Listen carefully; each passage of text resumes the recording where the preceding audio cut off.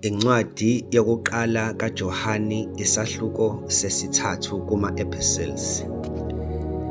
Bhekani uthando olungaka asinike lona uBaba lokuba sithiwe singabantwana bakaNkulunkulu futhi siyibo.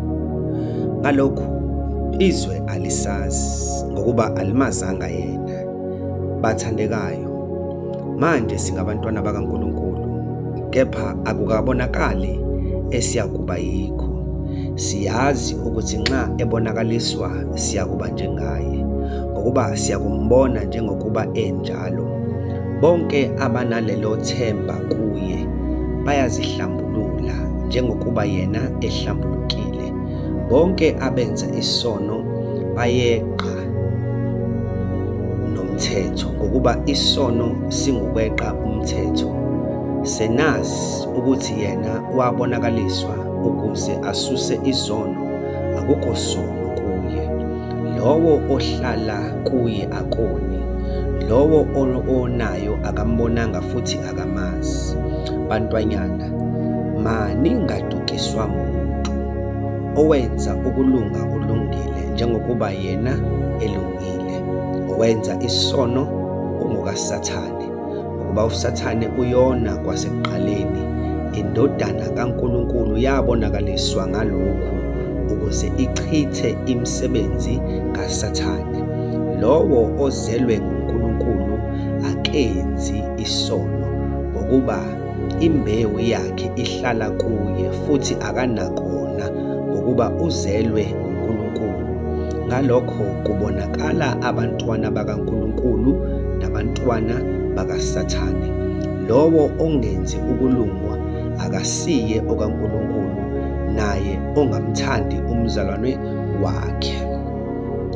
Nanti izwi esalizwayo kwasekuqaleni lokuthi sithandane, kungabi njengoKhayina owaba ngowomubi, wabulala umfowabo. Wambulalelani na? Ngokuba imisebenzi yakhe yayimibi, kepha eyemfowabo yayilungile.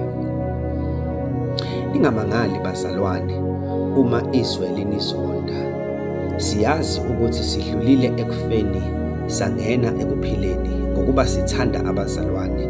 Ongathandiyo uhlezi ekufeni. Lowo ozonda umzalwane wakhe ungumbulali. Niyazi ukuthi akukho mbulali onokuphila okuphakade okuhlezi kuye. Uthando silwazi ngalokhu ukuthi yena wabeka ukuphila kwakhe ngenxa yethu. Nathi sifanele ukubeka ukuphila kwethu ngenxa yabazalwane. Kepha yena onemfuyo yezwe, ebona umzalwane wakhe eswele, amvalele isihawu sakhe, uthando lukaNkulunkulu lungahlala kanjani kuye na? Bantwanyana, masingathandi ngezwi nangolimi, kodwa ngezenzo nangeqiniso. Ngalokho siyazi ukuthi singabeqiniso, siyakuthulisa inhliziyo yethu phambi kwakhe, ngokuthi uma inhliziyo yethu isilahla, uNkulunkulu mkhulu kunenhliziyo yethu, futhi uyazi konke.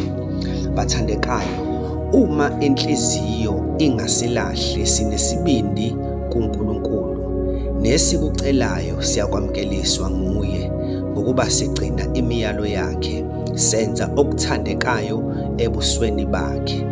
Yilo umyalo wakhe ukuba sikholwe egameni lendodana yakhe uJesu Kristu, sithandane njengokuba asinika umyalo.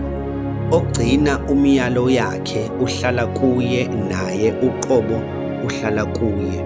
Siyazi ngalokho ukuthi uhlala kithi ngaye umoya asinike yena.